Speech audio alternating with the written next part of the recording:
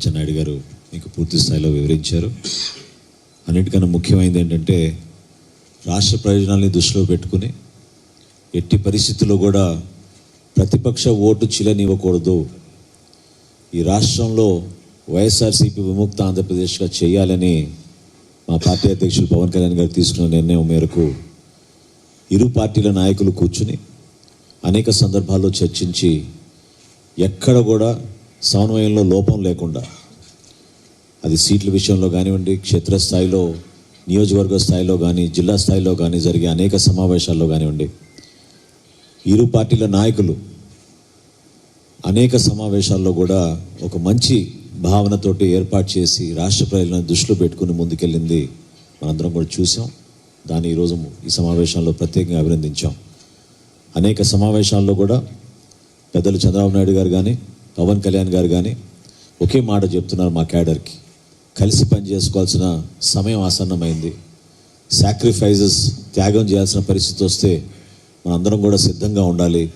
ఎందుకంటే ఇది కేవలం మన ప్రజల క్షేమాన్ని దృష్టిలో పెట్టుకుని, మన భవిష్యత్తులో మనం చేయబోయే కార్యక్రమాలు దృష్టిలో పెట్టుకుని మనం ముందుకెళ్ళాలనే ఆలోచనతోటి ఈ సమావేశంలో వాళ్ళు చేసిన కార్యక్రమాన్ని అందరిని కూడా అభినందించడం జరిగింది.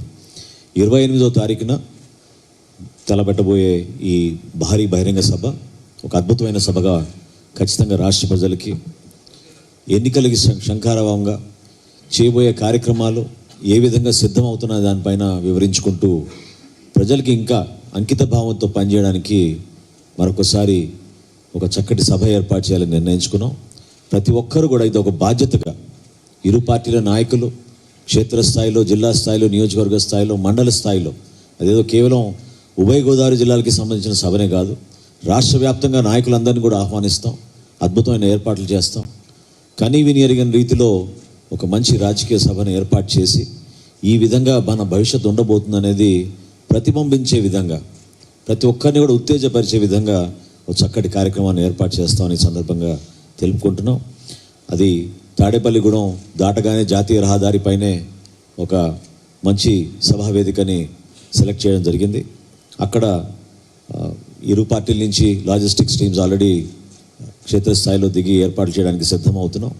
సుమారు 500 మంది ప్రత్యేక ఆహ్వానితులను పిలిచి వాళ్ళని డయాస్ పైన కూర్చోబెట్టి ఇరు పార్టీల నాయకులు రాబోయే రోజుల్లో మేము చేయబోయే అనేక కార్యక్రమాలని వివరించడమే కాకుండా ఒక మంచి కలయికతోటి, మంచి ఉద్దేశంతో ఈ కార్యక్రమాన్ని ముందుకు తీసుకెళ్తామని సందర్భంగా తెలుపుకుంటున్నాం.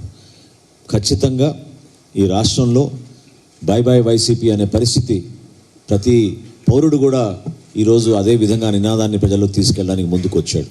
ఆ వాతావరణాన్ని మరింత బలోపేతం చేయడానికి ఈ రాజకీయ కక్షలు, మీడియా పైన జరుగుతున్న దాడులు, సామాన్యుల పైన తీసుకొస్తున్న మానసిక ఒత్తిడి